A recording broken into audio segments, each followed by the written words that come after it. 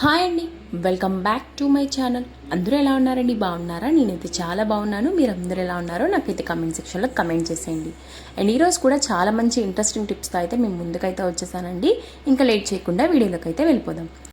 First tip వచ్చేసరికి పెరుగు ఎప్పుడైనా తోడు పెట్టాలి అనుకుంటాం కదండి. సో అలాంటి టైమ్స్లో ఈ ఎండాకాలం అనేది ఎక్కువగా పెరుగు అనేది తోడుకోదు. సో అలాంటి టైమ్స్లో ఈ టిప్పు ఒకసారి ట్రై చేసి చూడండి, చాలా బాగా వర్కౌట్ అవుతుంది. ఎప్పుడైనా మనము పెరుగు తోడు పెట్టాలనుకున్నప్పుడు వేడి పాలు కొద్దిగా గోరువెచ్చగా ఉన్న టైంలో పెరుగు తీసుకొని ఒక స్పూన్ వేసేస్తూ ఉంటారండి. అలా కాకుండా ఇందులోనే ఒక చిటికెడు అనమాట, అంటే నేను వీడియోలో చూపిస్తున్న విధంగా పించ్ ఆఫ్ పెరుగు ఉంటే చాలు, సరిపోతుందనమాట. ఇలా వేసుకున్న తర్వాత నేను వీడియోలో చూపిస్తున్న విధంగా ఒక్కసారి తొరిపేసుకోవాలండి. ఇలా తొరిపేసుకోవడం వల్ల ఏంటి అంటే మనకి పెరుగు అనేది చాలా గడ్డగా పెరుగు తోడుకుంటుంది. ఒకసారి ట్రై చేసి చూడండి. ఈ టిప్ నచ్చినట్టయితే ఒక చిన్న లైక్ ఇచ్చి వీడియోని అయితే కంటిన్యూ చేయండి. అండ్ నెక్స్ట్ టిప్ వచ్చేసరికి ఎప్పుడైనా మనము చెత్తను ఎత్తునేటప్పుడు మనం చాటను ఎక్కువగా యూజ్ చేస్తూ ఉంటాం కదా. అలాంటి చాట్ అనేది ఎప్పటికప్పుడు వాష్ చేయకుండా మనకి ఇరిటేటింగ్గా అనిపిస్తూ ఉంటుంది కదా. చెత్త ఎత్తగానే మనము చాటను అయితే క్లీన్ చేయాల్సి వస్తుంది. సో అలాంటి టైమ్స్లో ఈ టిప్ని ఫాలో అవ్వండి. అండ్ ఫస్ట్ ఆఫ్ ఆల్ ఏంటి అంటే చాటకి ఇలా కవర్ వేసేసామంటే చాలండి. పాలిథిన్ కవరు అందరి ఇంట్లోనే అవైలబుల్గా ఉంటుంది కదా. సో ఈ కవర్ అయితే వేసేసుకోవాలి.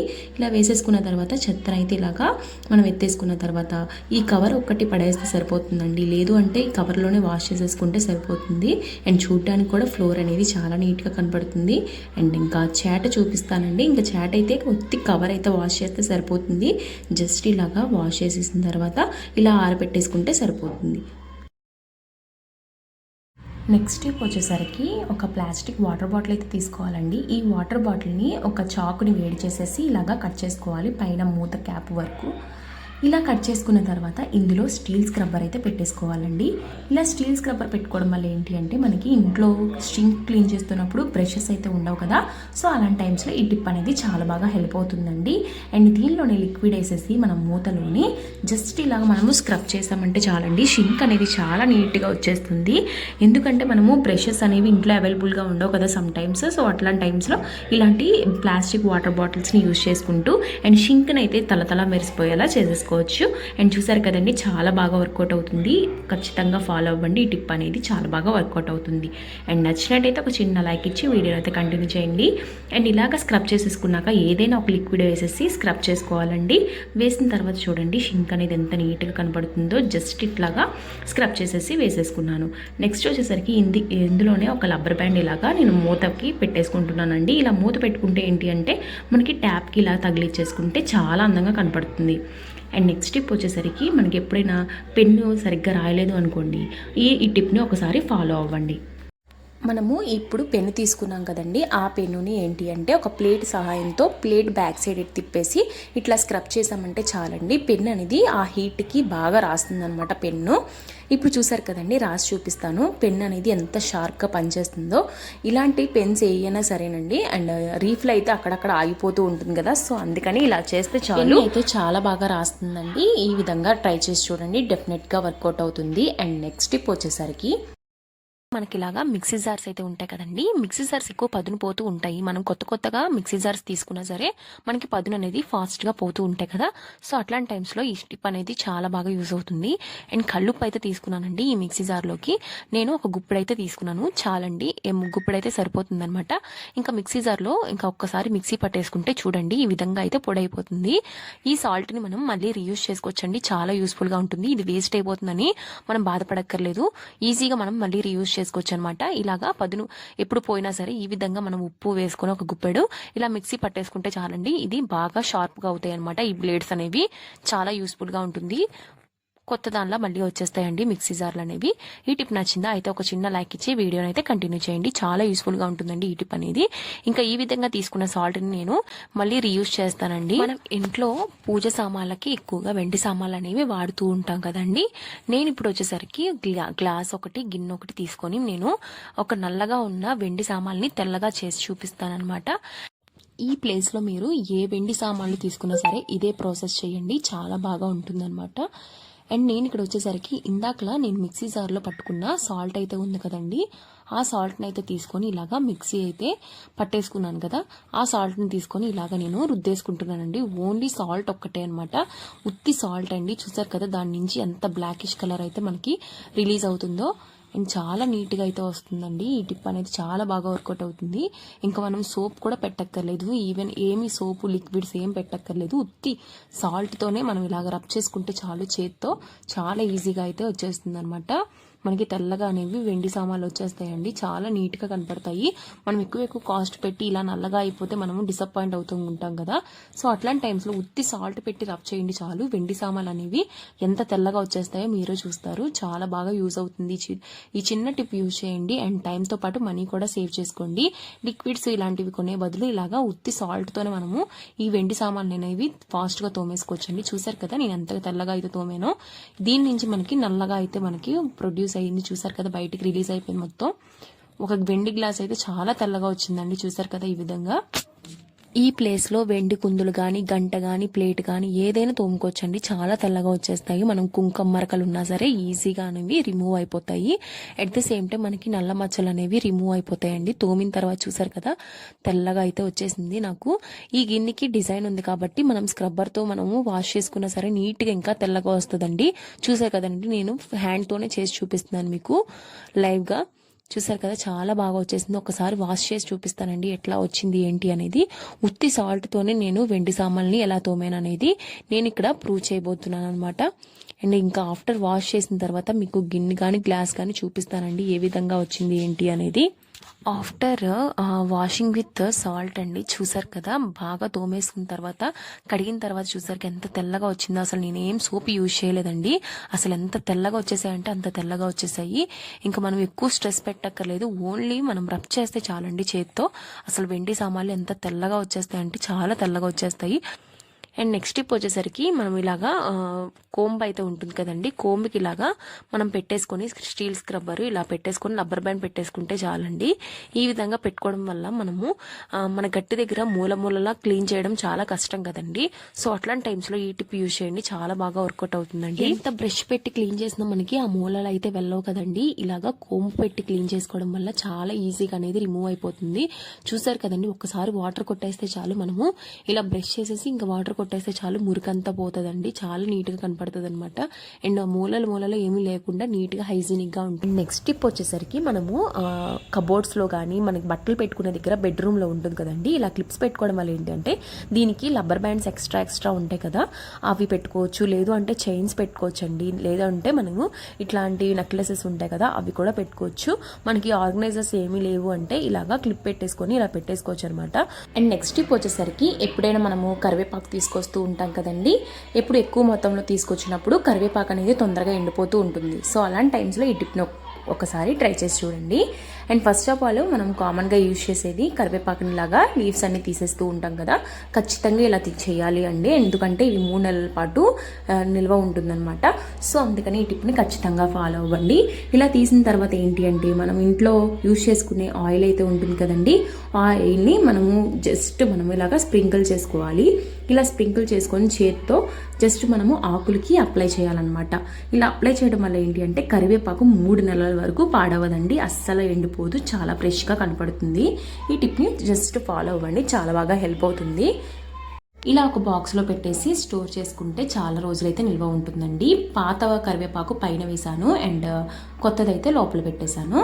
అండ్ ఇలాగ టిష్యూ వేసేసి ఆర్గనైజ్ చేసుకుంటే చాలా రోజులైతే నిల్వ ఉంటుంది కరివేపాకు. అండ్ నెక్స్ట్ టిప్ వచ్చేసరికి ఎప్పుడైనా మనము ఎండు ద్రాక్ష తెప్పించుకుంటూ ఉంటాం కదండి, లేదు అంటే మనం ఎక్కడికైనా వెళ్ళినప్పుడు ఎండు ద్రాక్ష ఎక్కువగా యూజ్ చేస్తూ ఉంటాము. అలాంటి టైమ్స్లో ఇలా ఎక్కువ మొత్తంలో తీసుకున్నప్పుడు పాడైపోతూ ఉంటాయి కదండి. సో అలా పాడవకుండా ఉండాలి, ఎప్పుడు నిల్వ ఉండాలి సంవత్సరం పాటు అనుకుంటూ ఉంటే ఈ టిప్ని ఒకసారి ఫాలో అవ్వండి, చాలా బాగా వర్కౌట్ అవుతుందండి. ఈ టిప్ అనేది మన అందరి ఇంట్లోని లవంగాలు అనేవి చాలా ఎక్కువగా మనం యూజ్ చేస్తూ ఉంటాము. ఎక్కువ బిర్యానీ ఇంగ్రీడియంట్స్ చేసినప్పుడు దానిలో అయితే మనకి ఎక్కువగా ప్రిఫర్ చేసేవి లవంగాలు కదండి. ఈ లవంగాలు ఒక 3 నుంచి 4 వరకు ఈ లవంగాలు తీసుకొని ఇలాగా ఈ బాక్స్లో వేసేసుకుంటే ఈ క్రిస్మస్ అనేది అస్సలు పురుగు పట్టకుండా చాలా నాళ్ళు అయితే మనకి నిల్వ ఉంటుందండి. ఈ టిప్ని ఒకసారి ట్రై చేసి చూడండి, డెఫినెట్గా వర్కౌట్ అవుతుంది, అసలు పురుగు అనేది పట్టదనమాట. చూసారు కదండి, నచ్చినట్టయితే ఒక చిన్న లైక్ ఇచ్చి వీడియోని అయితే కంటిన్యూ చేయండి. నెక్స్ట్ వచ్చేసరికి ఈ స్టీల్ స్క్రబ్బర్ తో ఇంకా చాలా చాలా యూజ్ఫుల్ గా మనం టిప్స్ అయితే చూద్దాము. అండ్ ఇక్కడ నేనైతే బ్రష్ అయితే తీసుకున్నానండి. ఈ బ్రష్ కి ఇప్పుడు ఈ స్టీల్ స్క్రబ్బర్ అయితే పెట్టేసుకున్నాను. ఈ స్టీల్ స్క్రబ్బర్ ని నేను ఇప్పుడు టైల్స్ అయితే మనకి వంట చేసినప్పుడు మనకి మొత్తం అన్ని కర్రీస్ కానీ ఏదైనా సరే టైల్స్ కంటికిపోతూ ఉంటుంది కదండి. అలాంటి టైమ్స్ లో మనము ఈ బ్రష్ తో క్లీన్ చేసుకున్నప్పుడు సరిగ్గా అయితే పోవు కదా, మనకు కొంచెం షార్ప్ గా అనేవి మనం టైల్స్ రిమూవ్ చేయాలంటే ఈ విధంగా ఒకసారి ట్రై చేసి చూడండి. మనకి ఎక్కువగా టైల్స్ దగ్గర ఎక్కువ మురుకు ఉన్నట్టయితే ఇలాగా స్టీల్ స్క్రబ్బర్ పెట్టి వాష్ చేయండి. చాలా నీట్ గా అయితే ఉంటుంది. ఫోర్స్ కి చాలా నీట్ గా వచ్చేస్తాయి టైల్స్ అనేవి. షింక్ దగ్గర కానీ ఎక్కడ టైల్స్ అయినా సరే, మనం స్టవ్ దగ్గర ఈవెన్ ఎక్కడైనా సరే టైల్స్ అనేవి నీట్ గా కావాలి, షైనీగా ఉండాలంటే ఈ విధంగా స్క్రబ్బర్ కి ఇలాగా బ్రష్ కి స్క్రబ్బర్ పెట్టేసి ఈ విధంగా తోమేయండి. ఒకసారి వాష్ చేసేసిన తర్వాత కొంచెం వాటర్ పెట్టి వాష్ చేసేసేయండి. చాలా నీట్ గా అయితే ఉంటుందండి. ఒకసారి ట్రై చేసి చూడండి, చాలా బాగా వర్కౌట్ అవుతుంది.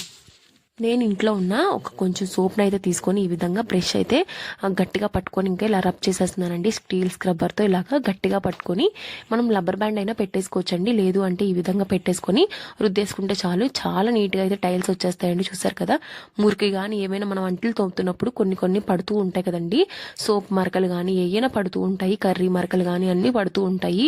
ఈ ట్యాప్ దగ్గర వచ్చేసరికి మనం క్లీన్ చేసుకోము కొన్నిసార్లు. సో ఇట్లా క్లీన్ చేసుకోవడం వల్ల బ్రష్తో కన్నా మనం స్టీల్ స్క్రబ్బర్తో చాలా నీట్గా అయితే వచ్చేస్తాయండి టైప్. నెక్స్ట్ టిప్ వచ్చేసరికి మనకి సిజర్స్ అనేవి కొంచెం షార్ప్ అనేసి తగ్గిపోయినట్టు అనిపించిందంటే ఈ టిప్ అనేది ట్రై చేసి చూడండి.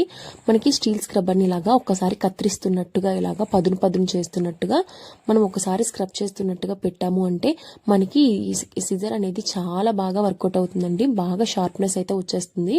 ఇలా మనం ఒక్కసారి మన స్టీల్ స్క్రబ్బర్తో ఇలాగా తోమినట్టుగా కూడా అనాలి.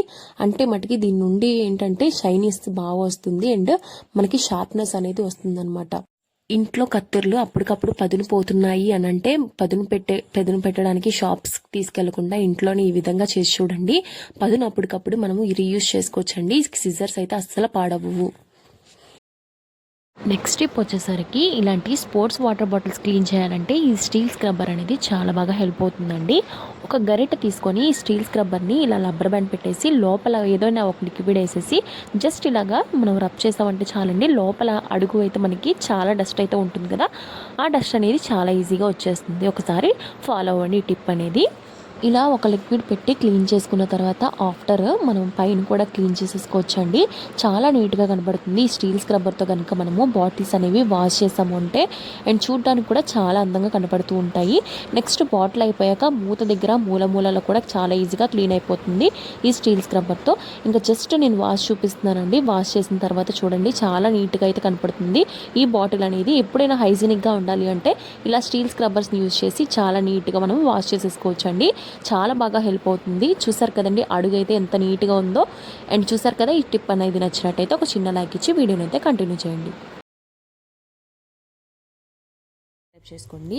అండ్ నెక్స్ట్ టిప్ వచ్చేసరికి మనకి ఇలాంటి స్టీల్ బాక్సెస్ కానీ లేదు అంటే స్టీల్ క్యాన్లు కానీ ఉంటాయి కదండి. ఇట్లా మనము వాష్ చేసిన తర్వాత అస్సలు ఆరవు కదా. సో అట్లాంటి టైమ్స్లో మనకి బాగా వైటిష్ కలర్లో మనకి మచ్చలు అలాంటి మరకలు పడిపోతూ ఉంటాయి. మనం ఎంత వాష్ చేసినా సరే మనం అలాగే ఉండిపోతాయి అన్నమాట అవి ఆరకపోతే.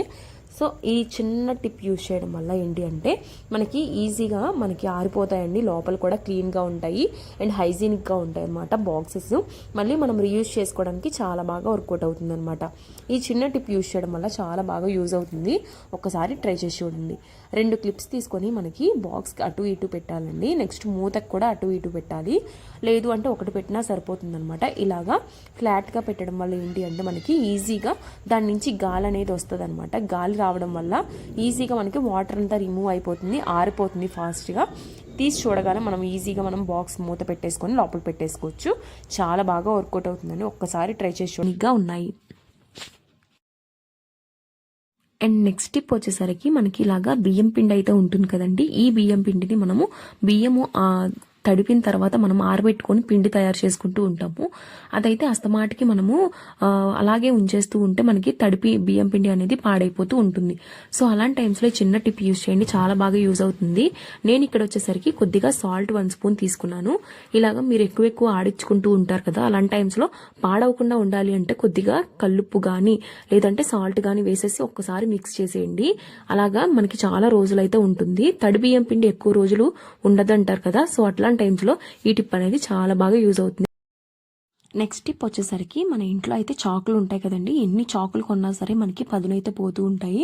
మనం షాప్కి తీసుకెళ్లి పదులను అయితే తీసుకొని రావాలనుకుంటాం కదా, మనం అలాంటి టైమ్స్లో ఏం చేయాలి అంటే కొద్దిగా మనము స్టీల్ స్క్రబ్బర్తో ఇలాగా ప్రెస్ చేస్తున్నట్టుగా మనం ఇలా రబ్ చేసుకుంటే చాలండి. దీని నుంచి ఏదైనా అన్షైనీగా ఉంటే కనుక మనకి షైన్నెస్ బాగా వస్తుంది.